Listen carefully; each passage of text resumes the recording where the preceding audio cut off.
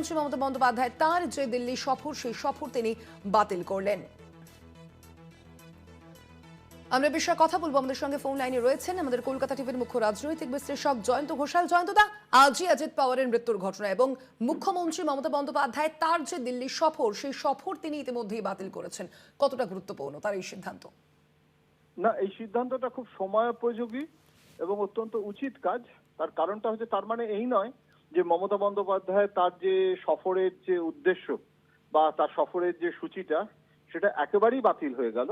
এটা শুধুমাত্র আজকের দিনের জন্য। দেখো, আজকে সংসদের বাজেট অধিবেশন দিল্লিতে শুরু হচ্ছে, মানে কথা এবং হচ্ছে।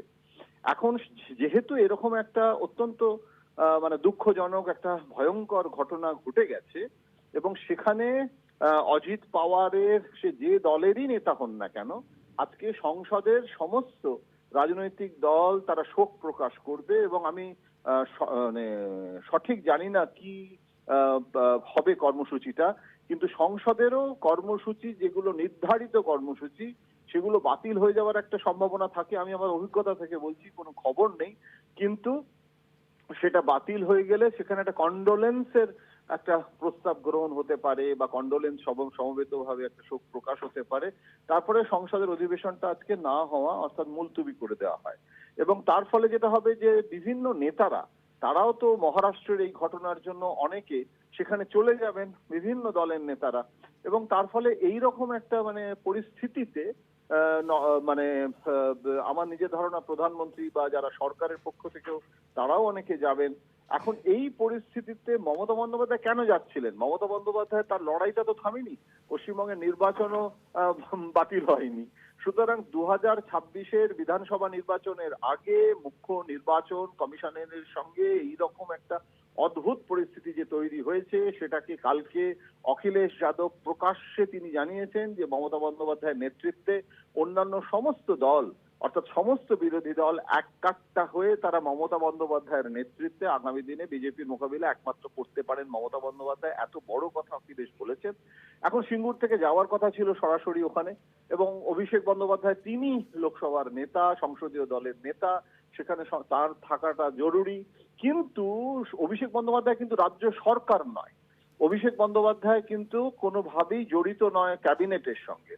সুতরাং রাজ্য মন্ত্রিসভা, রাজ্য সরকার যেভাবে নির্বাচন কমিশনের সঙ্গে লড়াইটা করছেন, অর্থাৎ যেটা ভ্যানিশ কুমার ফিনিশ কুমার এই যে উক্তি এবং যেটা নিয়ে একটা ভয়ঙ্কর লড়াই শুরু হয়েছে নির্বাচন কমিশনের এসআইআর এর ভুল ভ্রান্তি নিয়ে, সেইটাকে সর্বভারতীয় ক্ষেত্রে সমবেতভাবে বিরোধী দল একটা জায়গায় নিয়ে এসে একটা তার প্রকাশ্যে একটা সমর্থন জানাবেন এবং সেইটা নিয়ে একটা বিরোধী রাজনীতি নতুন মাত্রা পাবে।